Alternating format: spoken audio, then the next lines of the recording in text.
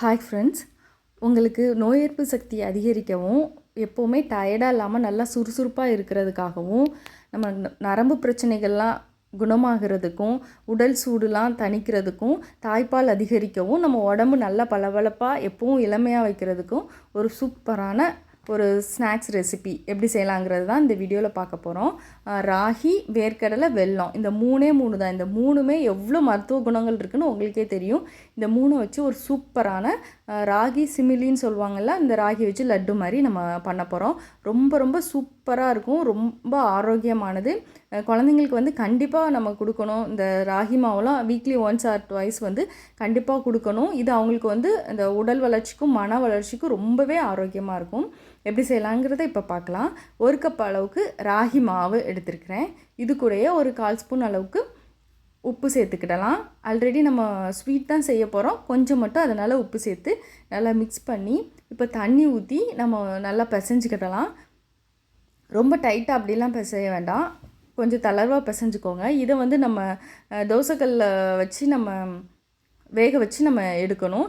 அதுக்கு முன்னாடி நல்லா 1 கப் அளவுக்கு வேர்க்கடலை வந்து வறுத்து இது தோலெல்லாம் எடுத்துக்கலாம். இதையும் நமக்கு வந்து பொடி பண்ணி நம்ம சேர்க்க போகிறோம்.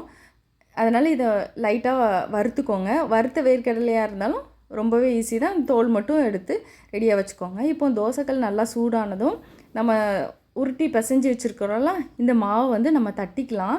தட்டி வேக வைக்க போகிறோம். கொஞ்சம் ராகி மாவு வந்து வேக வைக்கிறது கொஞ்சம் டைம் ஆகும். ரொம்ப லோ ஃப்ளேமில் வச்சு தான் நம்ம இதை குக் பண்ணணும். இது கூட எண்ணெய் சேர்த்துக்கலாம். நான் இன்றைக்கி நெய் ஊற்றி இதை வந்து வேக வைக்க போகிறேன். அதனால் பொறுமையாக இதை வேக வச்சுக்கோங்க. நல்லா மெல்லிசாக தட்டினோன்னா கொஞ்சம் வேகிறதுக்கு ஈஸியாக இருக்கும். நெய் கொஞ்சமாக ஊற்றிக்கிறேன்.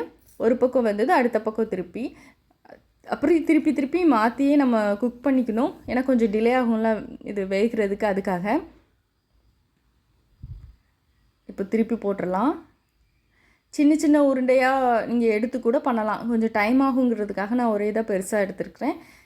இதை தனியாக ஆற வச்சுக்கோங்க. இப்போ வறுத்து தோலெல்லாம் நீக்கின வேர்க்கடலை வந்து 1 கப் அளவுக்கு எடுத்துருக்கிறேன். இதை வந்து நம்ம ரொம்ப நைஸாக பொடி பண்ணிடக்கூடாது. 1-2 குறன்னு அரைப்போம்லாம், அதை மாதிரி அரைச்சி ரெடியாக வச்சுக்கோங்க. இப்போ இது கூடயே நம்ம வெல்லத்தையும் நம்ம பொடி பண்ணி சேர்த்துடலாம். இப்போ 1 கப் மாவுக்கு வந்து நல்லா ஸ்வீட் இருக்கணும்னா 1 கப் வெல்லமே எடுத்துக்கோங்க. நான் 3/4 கப் எடுத்திருக்கேன். எனக்கு வந்து மீடியம் ஸ்வீட் தான் பிடிக்கிறதுனால அவ்வளோ எடுத்திருக்கேன். நீங்கள் வந்து 1 கப் வெல்லம் எடுத்துக்கோங்க. இது கூட நம்ம இப்போ நல்லா வேக வச்சு ஆறுனதுக்கப்புறம் இதையும் திரிச்சுக்கணும். நம்ம இது வந்து நல்லா வெந்திருக்கணும். அதனால் அதை டேஸ்ட் பண்ணி பார்த்துட்டு கொஞ்சம் வெந்திருக்கான்னு மட்டும் பார்த்துட்டு ஸ்டவ் ஆஃப் பண்ணி ஆற வச்சுக்கோங்க. இதையும் இந்த மாதிரி பிச்சு போட்டு அரைச்சிக்கலாம். இப்போ எல்லாத்தையும் மூணுமே ஒன்றா சேர்த்து நல்லா மிக்ஸ் பண்ணி நம்ம உருண்டை பிடிக்க வேண்டியதான். இப்போ ஃபஸ்ட்டு பார்க்குறதுக்கு வந்து ட்ரையாக இருக்க மாதிரி தான் இருக்கும். நம்ம நல்லா மிக்ஸ் பண்ண நமக்கு அந்த வெள்ளெல்லாம் இலகி நல்லா நம்ம உருண்டை பிடிக்கிற பதத்துக்கு வந்து நமக்கு வந்துடும். அப்புறம் ஈஸியாக உருண்டை பிடிச்சிடலாம். ரொம்ப சூப்பரான டேஸ்ட்டில் இருக்கும்.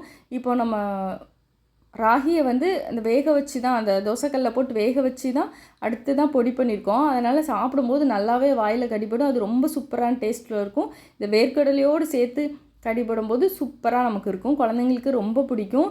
கண்டிப்பாக ஸ்நாக்ஸ்க்கு வந்து நம்ம கொடுத்து விடலாம். பெரியவங்களுக்கெலாம் ரொம்பவே இருக்கும். ரொம்ப டயர்டாக இருக்குங்கிறவங்களுக்கெலாம் கண்டிப்பாக இதை செஞ்சு கொடுங்க. ரொம்பவே சூப்பராக இருக்கும். இப்போது நமக்கு இரத்த சிவப்பணுக்களில் வந்து பிராணவாயு வந்து நல்லா இன்க்ரீஸ் பண்ணி கொடுக்கும். அதனால் டயர்ட்லாம் இருக்காது. கண்டிப்பாக நீங்கள் குழந்தைங்களுக்கு கொடுங்க. அவ்வளோதான். இதை மாதிரி எல்லா உருண்டைகளும் நம்ம பிடிச்சி ஒரு பாக்ஸில் ஸ்டோர் பண்ணி வச்சிட்டோம்னா நமக்கு வந்து கெட்டு போகாமல் இருக்கும்.